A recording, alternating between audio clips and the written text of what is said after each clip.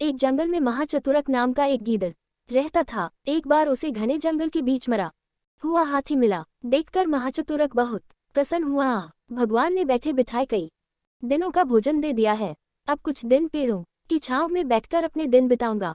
महाचतुरक हाथी के चारों ओर घूम घूम कर उसे देखने लगा। खाने की कोशिश की, लेकिन हाथी का चमड़ा इतना सख्त था कि वह कहीं से उसे काट ना सका। तभी कहीं से घूमता हुआ एक शेर वहां आ पहुंचा।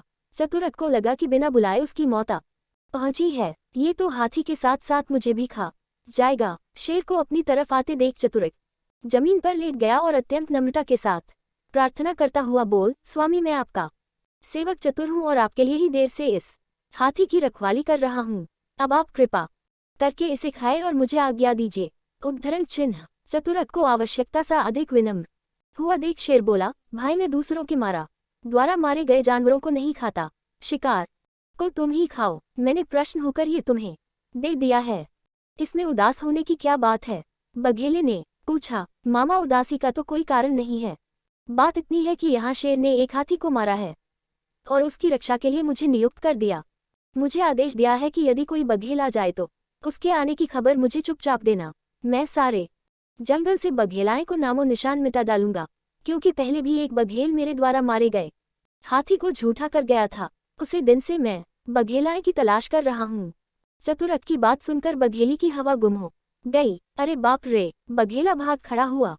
जाते जाते चतुरक से बोला, है प्यारे शेर को मेरा यहाँ आने की खबर भी मत देना, ना मेरे विषय में कोई बात ही कहना।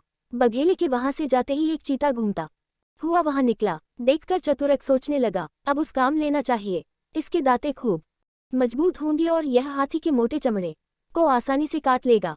सो करवा चीते से बोल, भाईजान बहुत दिनों के बाद नजर आ रहे हो, भला इतने दिन कहाँ रहे? चीते ने उत्तर दिया, क्या कहूँ मित्र, बहुत दिनों से दर दर भटक रहा हूँ। जिस जंगल में रहता था वहां एक बार आग लग गई, तब से कोई ठिकाना नहीं मिला। हाँ सचमुच तुम उदास लगते हो, लगता है बहुत दिनों से खाना नहीं खाया, लेकिन आज तुम मेरे अतिथि हो। ये देखो, शेर ने ये हाथी मारा है, मुझे इसकी चौकीदारी का काम सौंपकर वह इस वक्त कहीं गया है। फिर भी जब तक वह नहीं आता तुम इसे खाओ, पेट भर खाने के बाद चले जाना। चीता बोल, नहीं मित्र, कहानी शेर ने देख लिया तो जीवित न रहने देगा, इसलिए चलना ही ठीक है। जान रहेगी तो कोई अच्छी चीज खाने को मिलेगी। चतुरक ने उसे रोक लिया। अरे डरता क्यों है, निश्चित होकर तू इसे खाता चल। मैं दूर बैठकर शेर की निगरानी करूंगा और उसके आने से पहले ही तुम्हें बता दूंगा, तब तू भाग जाना। चीते ने बात मान ली। वह भूख तो था ही, पहले अपने तीखे दांतों से उसने हाथी का पेट फाड़ डाला। गीदड़ ने जब देख के हाथी का पेट फट गया है तो यकायक शोर मचा दिया। अरे भाग, जल्दी भाग जा, शेर चला आ रहा है। सुनकर चिता लंबी छलांग लगता हुआ आंखों से ओझल हो गया। उसके चले जाने के बाद चतुरक बड़े प्रेम से हाथी का मांस खाने लगा। वह अभी का ही रहा था कि उसकी जाति का एक दूसरा गीदड़ वहां आ पहुंचा उसे अपनी बराबरी का जान चतुरक ने उससे लड़ना निश्चित किया। उसने सुना था कि श्रेष्ठ और सज्जन लोगों को नमस्कार करके वश में किया जाता है, शूरवीरों को आपस में फूट डालकर वश में करना चाहिए। नीच व्यक्ति को थोड़ा सा देकर संतुष्ट किया जा सकता है और अपने सामान बलशाली को लड़ झगड़ कर काबू किया जाना चाहिए। इस नीति के अनुसार चतुर्क ने लड़ने का निश्चय किया और गीदड़ पर जोरदार हमला बोल दिया। घायल होकर गीदड़ वहां से भागकर अपनी